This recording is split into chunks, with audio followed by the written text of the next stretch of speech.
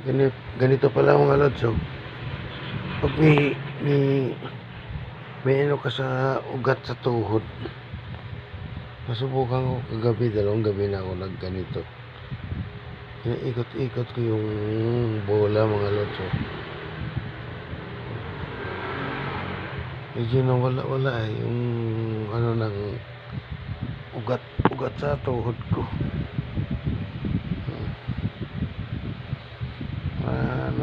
Nakaramdam ako ng ginhawa. Ugat dito sa injury ko itong kanan ko. Ano ako sa bola, parang tapilok inano mo sa bote.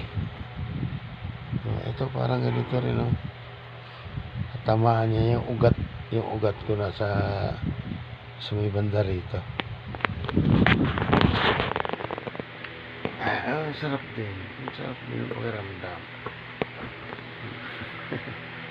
Pwede ako rito,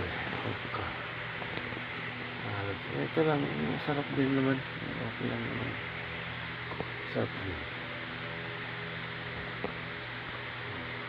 Namang nag-iisa ako dito pa. Ako lang naman dito, eh. Wala mga bata, eh. Ako yung tinitirapi ko yung paa ko, yung tuhod ko.